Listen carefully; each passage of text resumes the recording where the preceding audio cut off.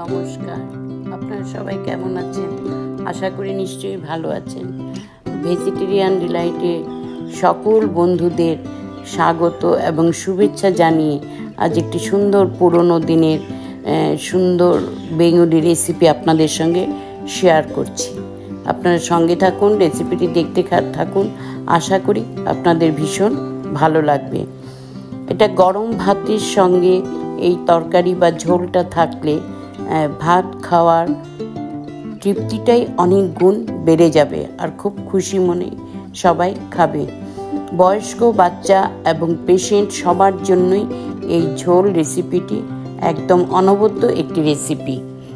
তো আমি এখানে কিছু সবজি ইউজ করেছি, ভাজা বড়ি, কিছু মশলা, ইনগ্রিডিয়েন্টস সব কিছুই আপনাদেরকে এখানে আমি ডেসক্রিপশনে লিখে দিয়েছি, আপনারা একটু দেখে নেবেন। এখানে আমি সবজি ব্যবহার করেছি কুমড়োর ডগা, কুমড়ো দিয়েছি, আলু, বেগুন আর মূলো, সঙ্গে আছে মিষ্টি কুমড়ো এবং ঝিঙে, টমেটো। আপনারা এই সবজিগুলো আপনাদের নিজেদের পছন্দ বা রিকোয়ারমেন্ট অনুযায়ী ব্যবহার করতে পারেন, কেননা এখন তো সবজির দিন, শীতের দিনের সমস্ত সবজি দিয়েই আমি এগুলো করেছি।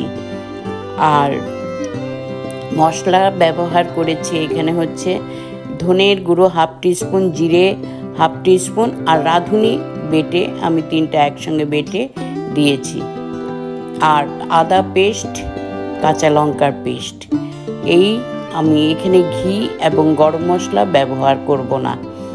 তো এই সমস্ত আর নিয়েছি কিছু 100 গ্রাম পরিমাণের ভাজা বড়ি, মানে বড়িটিকে ভেজে একটু তেল নুনে, আর রান্নাটা পুরোটাই আমি সরষের তেলে করব। তো কিভাবে করছি, কীরকম করছি আপনারা একটু সঙ্গে থাকুন, কাইন্ডলি দেখতে থাকুন। আশা করি নিশ্চয়ই আপনাদের ভালো লাগবে। আর ভিডিওটি ভালো লাগলে অবশ্যই একটা লাইক, শেয়ার এবং কমেন্ট করে আমাকে জানাবেন কেমন লাগলো, কেমন হলো। আপনারা সুস্থ থাকুন, ভালো থাকুন আর সবাইকে আনন্দে রাখুন। আর আপনাদের এই রেসিপিটির পুরো সঙ্গে থাকুন।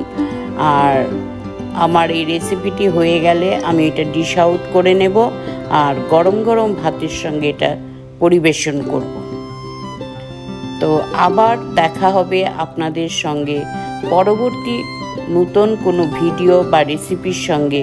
খুব শিগগিরই আমি হাজির হব আপনাদের মধ্যে। আপনারা সুস্থ থাকুন, ভালো থাকুন, আনন্দে থাকুন।